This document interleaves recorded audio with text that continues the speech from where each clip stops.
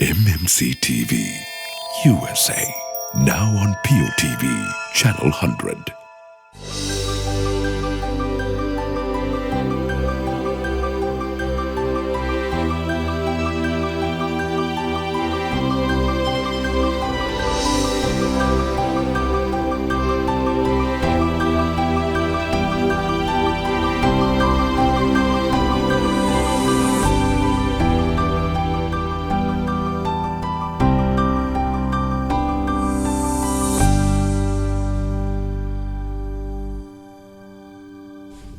Welcome to our Readers Cafe at MMC TV. Today we are going to review one of the best book-selling book, The Mindfulness in Plain English by Most Venerable Henepola Gunaratana Thero. Today we are at studio with our Most Venerable Dr. Sadhajeeva Thero to review this book. Thank you so much, Venerable, for coming to our Los Angeles studio, far away from the East Coast, West Virginia. Okay, very nice to see you. Same here, Bhanteji. So this book is one of the best-selling book in Buddhist meditation. So Bhante, I would like to know why this book has been named as Mindfulness in Plain English. Okay, so before explaining about the name, I would like to explain something regarding the way how that book became a book.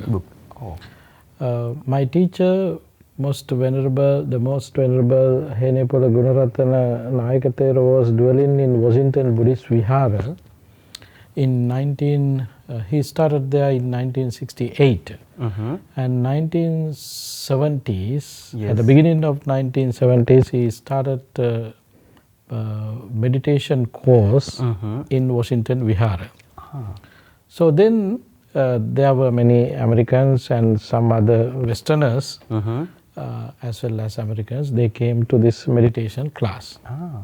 So Bhante always well-prepared monk before going to any talks or any Dhamma sermons or anything.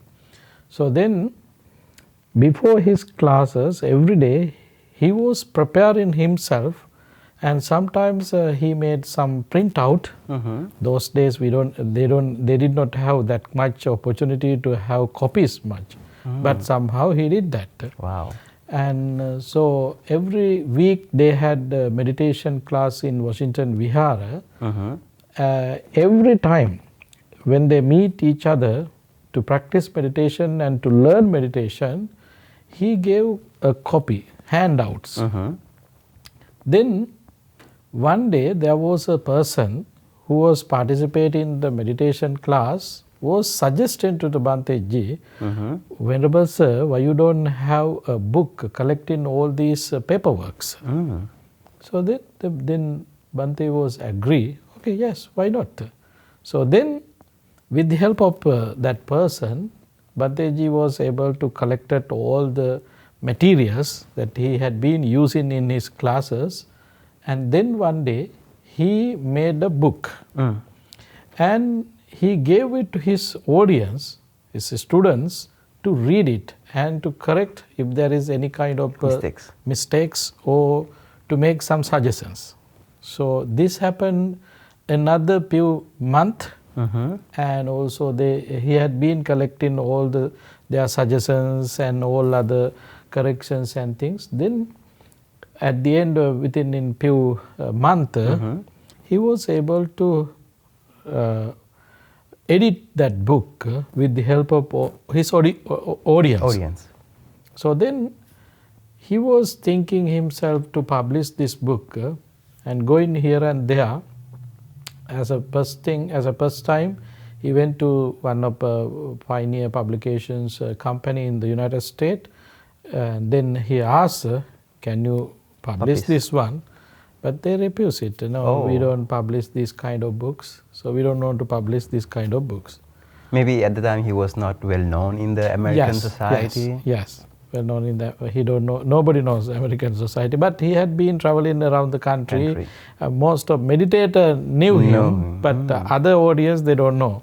So somehow there was a monk who met the Bhante and then suggested, why you are not going to the publications in Taiwan, they might do it. So then there's a Taiwan the Buddhist Buddha Body publication. Corporation. Yes. So then, following their suggestions, Bhante ji contacted them, then asked to publish. Right away they published. So few years later, the company who rejected it, and then contacting Bhante ji was asking, we would like to publish this book. Oh. So then Bhante had mentioned, okay, I know, I came to your office but was not able to explain or to give this book for you to publish it, but if you like, yes, I'm ready to do that. So this is the way how the process was. And there's a very important thing, this book is not something create book like other books. I mean, you know, like orthodox? Yeah, I mean, normally authors, they sitting in one place, spending hours and hours. Like academic people. This is the way, at the end, they can create a book. But this book is not like that. This book came with kind of practical way. Oh, wow. Teaching to people, collecting their information, taking their suggestions, and making all the correction, giving them to again, and taking their feedback again. So this is the it's way. Like a very empirical, practical experiment was going on behind. Exactly. This is kind of the real spirit is here. And the audience were Americans, white Americans. Yeah, that is the most important thing. Non-Buddhists, most of them were non-Buddhists and Americans. Americans means they are not traditional Buddhists. They became Buddhists through their experience and through their knowledge, collected information. It must be very challenging for him at the time. Exactly, that is because he was Sri Lankan, and he migrated to America. Yeah, and so it's not his native language. Yeah, it is not his native language. That's why, I mean, this book had been going through an editor, not actually one editor, several editors, because traditionally in this country, publishing a book means is kind of a huge process. Yes, they normally use at least 2-3 editors. That is the way how they use. But for this book, they had been using more than 4 editors. Wow! Because idioms, expressions, and grammatical things. Because it should address the American Western audience. Yes, thank you very much, Venerable Sadhajeeva Thero. Then I would like to dig inside this book. As you said, this is very targeted for the American or Western readers. And nowadays, the mindfulness has become very popular in the world. It's just like yoga. Everyone's, know what the mindfulness is. Yeah. So when I talk about mindfulness in that context, I think the first edition was in 1991, as I remember. Yeah. So at the time, it's becoming a little bit popular. Now it's most popular. It's a multi-billion-dollar industry in America and Western world. And at the time, there were nearly a few books. As I remember, several books of Venerable Swami Thero of the mindfulness. There are several books, just like The Way of Mindfulness by Venerable Soma, Mindful Way of Breathing by Bhikkhu Nyanamoli, and The Heart of Buddhist Meditation, Bhikkhu Nyanaponika. So what I found this book is they are very academic and also a bit of orthodox. Yes. That's why this book became a mindfulness in plain English. That's the point. That's the point. This book did by Bhante Gunaratana purposely to use for the people who don't know anything about meditation or Buddhism. It's just like a beginner's book. Beginner's book, and particularly who are interested to practice meditation, but they don't have real guidance, and they don't have any knowledge regarding Buddhist meditation. And also no cultural background. So, Bhante Ji's main focus in part is to help them to get into the real path. Because according to Western and Eastern culture, we can see there are so many meditation differences as well as so many different teachers. Teachers, yes, of course. They teach us so many things. Sometimes I have heard listening to music also calling as mindfulness meditation. Eating also calling as mindful things. A lot of misinterpretation is going on. Lot of going on. So Bhante ji wanted to guide his students who are coming to learn meditation from him to right directions. So then he came out from that academic and very orthodox traditions, and then he used very simple method and simple language to explain the basic things regarding mindfulness practice, meditation. Maybe that's why the first 2 chapters he dedicated to clarify these misconceptions. Yes. What exactly mindfulness is and what is not mindfulness. Yeah. So in this manner we can see, I mean, as we know around the world, the mindfulness subject is a huge subject. Yes. But if we are not connecting with the real teachings and the real path, so the result, they would be not able to get the results. That's happening. There's a particular sutta delivered by the Buddha, you might remember. Buddha was telling about his audience, if you go to a cow who has a newborn baby and holding his horn, asking milk, please give me milk, you never able to get any milk there. But the way is wrong. Its way is wrong. But just touching to breast, even though you don't want to have any milk, I don't need milk, I don't milk, but right away you can get milk there because milk is there. The method that you are using is correct. Therefore, as a result of all these things, at the end you can see the results. So this is the main purpose, main intention that Bhante ji had, to help people going into right directions, to do right things, to see the results themselves. So, wow, so this book is a real basic, very best guidance for the beginners. And so let's dig into further inside this book. So when talking about the misconceptions, he says that meditation is just not only relaxation. Yes. And it's not a type of hypnosis or any kind of sensory deprivation. Yeah. Or any kind of mystic practice or psychic to become a psychic Superman.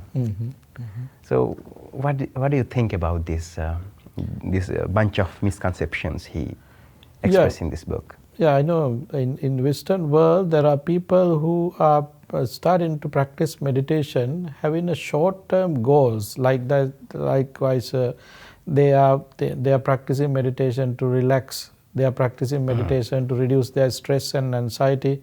Or if someone depressed, they want to get rid of that depress.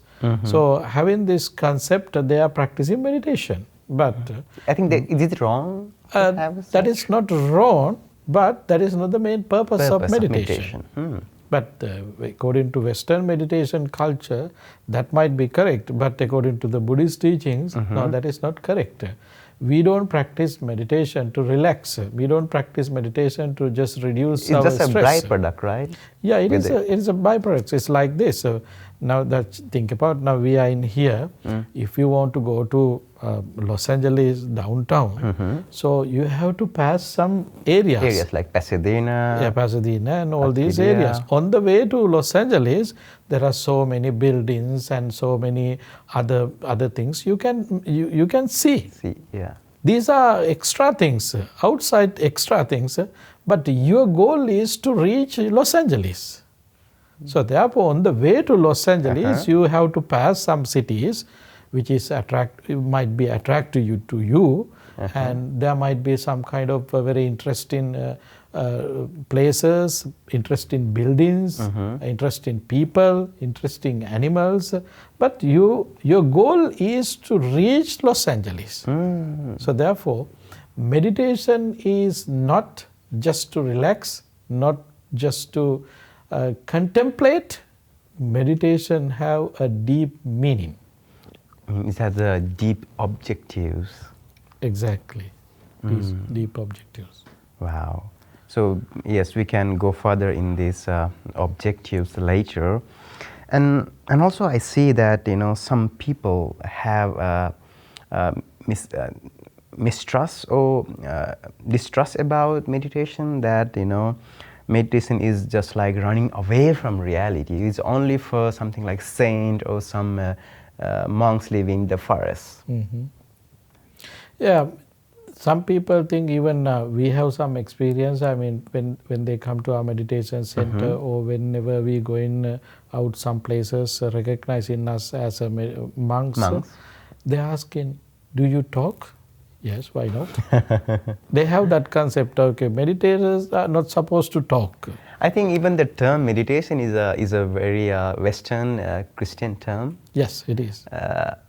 And the Buddhist term is something different, right, Bhante? Exactly. The word, Pali word is bhavana. Bhavana. It's explained in commentaries, bhaveti etayati bhavana. Something like you develop. Yeah, it means you are looking at your mind, seeing unwholesome thoughts there, paying attention to control, reduce and eliminate your unwholesome thoughts. That is bhavana. Bhavana. So then, bhavana is something turn into yourself. You are trying to see your mind yourself. You are trying to recognize your thoughts yourself. That is bhavana. Bhavana. Bhavana is not something maintained silent.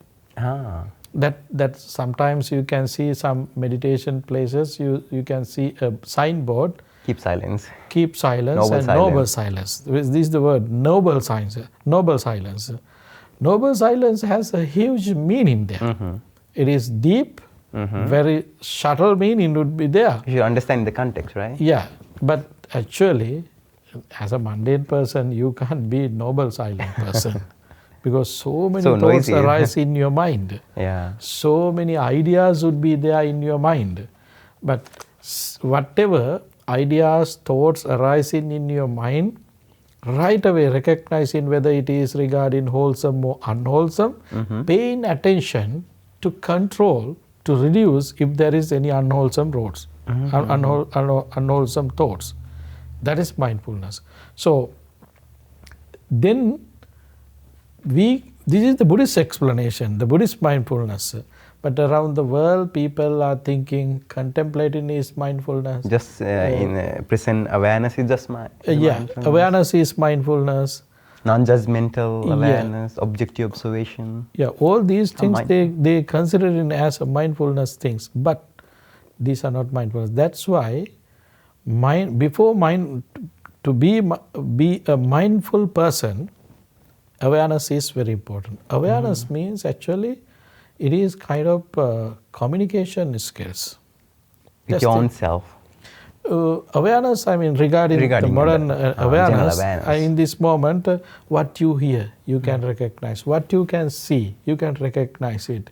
What you feel is whether it is hot, cold, all these feelings. And what you smell. If there is any kind of unusual smells or anything familiar smells or any kind of different smells, all these are awareness. Through your bases.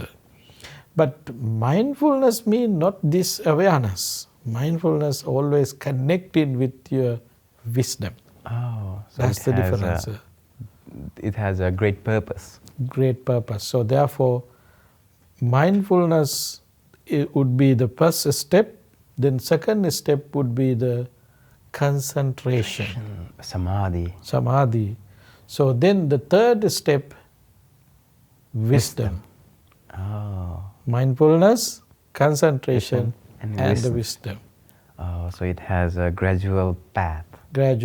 So therefore, we meditate, we practice bhavana, to develop our concentration. As a result of concentration, we can gain wisdom. So it means that the present day, the mindfulness movement is still in the very surface level. Very surface So level. I think, as I remember, in 1970s, John Kabat-Zinn, the psychiatrist, they were trying to find solution for this mental health crisis in America, in world. According to WHO, the World Health Organization, every 1 out of 5 in America and also in the world are taking pills to fix their mood, to become healthy. So each and us are affected, not only just because of pandemic, and also we are consuming a lot of information, right, Bhante? Yeah, I mean, that's Too many information. Too many information. Actually, John Kabat-Zinn is one of great person who introduced this method. It's called MBSR, right? MBSR. Mindfulness-based stress reduction. Yeah, mindfulness-based stress reduction. The method he introduced to the mainly for the Americans, and then it's for the universe. So it is very famous one around the world, and particularly most of therapists are using it now. This technique is very successful. Very therapy. successful. It's now. It is based on main teachings of the Buddha, because John Kabat-Zinn's have some experience with Buddhism. Great teachers. Right? He's a great teacher. So as a result of that, we know that the method is used in modern society. Is the settings of the therapeutic hospitals? Yes. But mindfulness is something that we have to use to get the last results. That would be the main purpose of our practice. So then there's a particular stanza that Buddha used to explain the results of mindfulness. Natti janang apanyassa panyānatti ajayato yammi jananca panyaca save nibbana santike. So we are willing to be happy. At the end of happiness is the main goal. Of life. That's the purpose. So you can't be happy without gaining your wisdom. Because wisdom means thinking ability. To think deeply, widely and quickly. That is wisdom. So this wisdom can find solution for each and every matters that we have. We don't have happiness because we have so many matters. So many troubles. Our backpacks are very huge. Heavy. So then we have so many problems there. So wisdom is the solution to reduce your weight of backpack and to reduce your mind. Reduce your mind means so many information, so many things are there in your mind.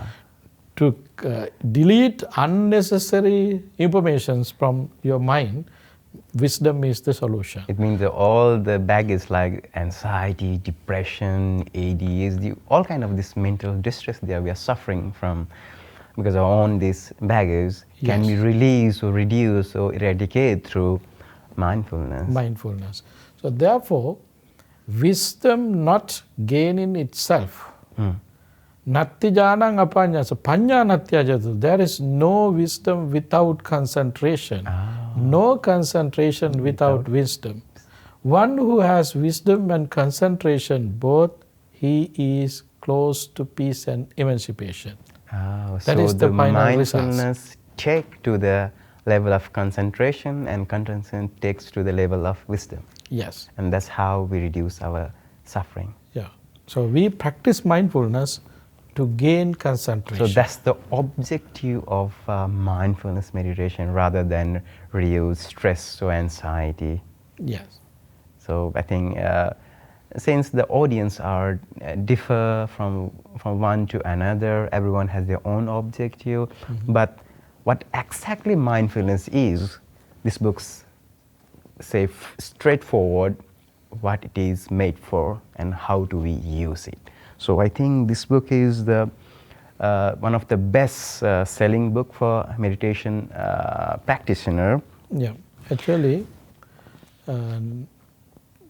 July 22nd, 2023, New York Times they publish research done by university with the help of few universities, and then they categorize few books regarding mindfulness practice. They recognize Mindfulness in Plain English book is one of the great book actually in the list. That is the first one. First one, wow. The first one. So this book, Mindfulness in Plain English book, already had been translated into 30 languages. Marvelous. It is a best-selling book in the United States. Almost 1 million, almost I think now 3 million copies published in this country, because 25 years this book is running as a best-selling book in the mindfulness industry. So therefore, this book is kind of one of a great book that you can read, because 32, almost as I know, 32 languages already had been translated. So you can understand how important this book is. Yeah, recently I got the email regarding one of company in Israel. Israel, oh, the war is going on. Yeah, they want to translate into Hebrew. I think they need this book. Yeah, they are planning to translate into Hebrew very soon. Oh, that's so wonderful, because the whole world is burning because of this anger. You know, people are killing each other, and not only just Gaza or Ukraine. So all because they don't understand what's going on in the mind. Yeah. And this is the great book. I think every leaders, right, Bhante? Especially political leaders should learn this technique, you know, and they will be able to take mindful decision for their people. If they are mindful, they don't do those kind of unwholesome things. Yes. I remember UK has their great project called Mindful UK. They are teaching mindfulness for the ministers in their parliament. And there are several projects in I think in Sri Lanka, Satipasala, mindful school for the schools. So every kids are having this mindfulness practice in their school in day-to-day. Actually, that Satipasala or mindfulness school means not just only for the kids. It's for even for the adults, the workers, and everybody. It is actually, it's look like it's running worldwide running program now, not just only for Sri Lanka. Even some groups that you started can in Sri Lanka and now flourishing all over the world. Yeah. So the mindfulness is a huge subject. It's becoming it's very broad, and it's really hard to summarize within this short period of our session. So thank you very much, Venerable Sadhajeeva Thero, for having us to review this book. So we would like to talk more about this book in our next episode. Tune with us at MMC TV. So next, again, we are going to review this book, Mindfulness in Plain English by Bhante Ji Gunaratana. Tune with us at Mindfulness Meditation Center TV, MMC TV, Readers Cafe.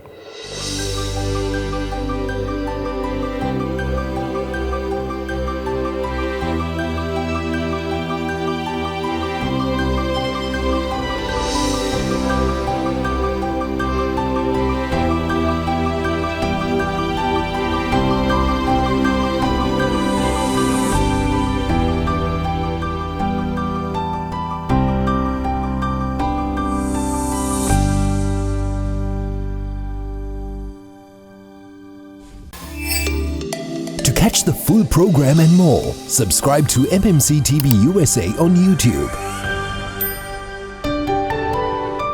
Follow us on Facebook, Instagram and TikTok